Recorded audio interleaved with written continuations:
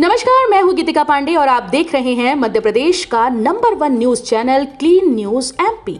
चलिए देखते हैं मध्य प्रदेश की सभी शाम तक की मुख्य खबरें फटाफट अंदाज में।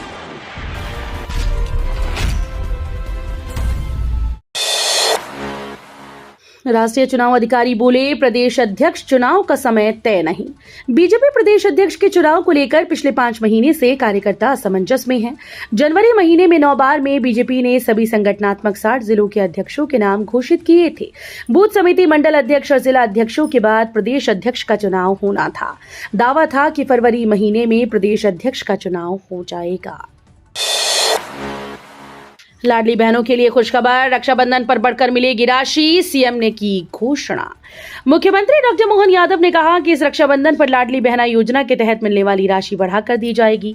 5 साल में ये राशि 3000 रुपए तक पहुंच जाएगी। शनिवार को जबलपुर के कुंडम के समीप ग्राम छपरा में आयोजित कार्यक्रम को वह संबोधित कर रहे थे। इंदौर मेट्रो अब फ्री नहीं, आज से देना होगा किराया।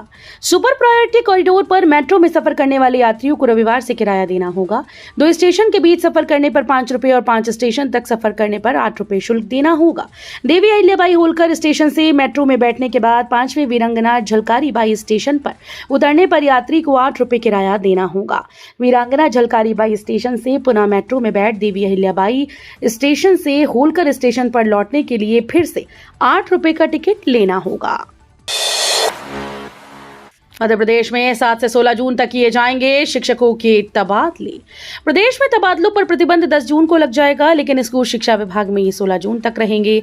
बड़ी संख्या में आए आवेदन और जिला स्तर से प्रक्रिया में हुए विलंब को देखते हुए विभाग ने अपनी वर्ष 2022 की तबादला नीति के प्रावधान में वर्ष 2025 के लिए शिथिलता देते हुए 16 जून तक जिला स्तर पर प्रशासकीय तबादले के अधिकारी प्रभारी मंत्री को दे दिए हैं।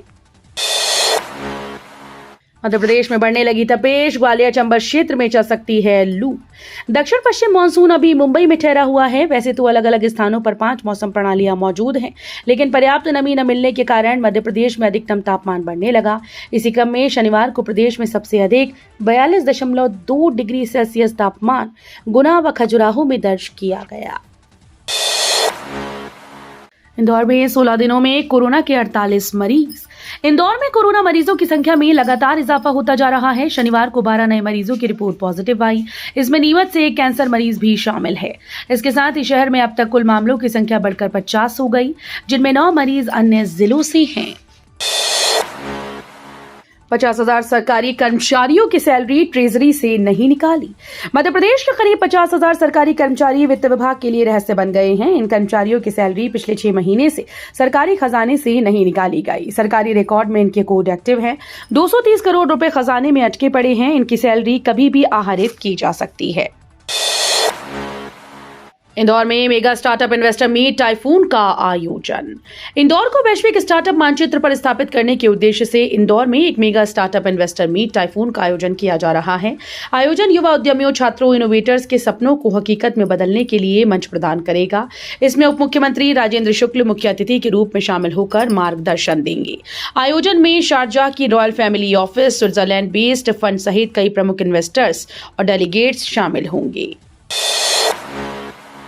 मेट्रो के अलाइनमेंट ने चौराहों पर बढ़ाई चुनौती।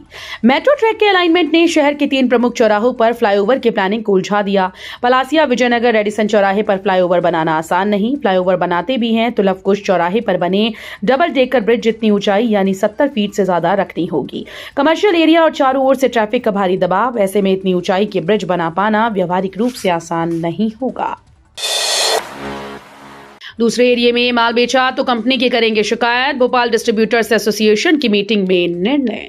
ई कॉमर्स या मॉडर्न ट्रेड वाली कंपनीज ने मार्केट में अपना माल दूसरे डिस्ट्रीब्यूटर के एरिया में बेचा तो इसकी शिकायत जीएसटी काउंसिल में की जाएगी।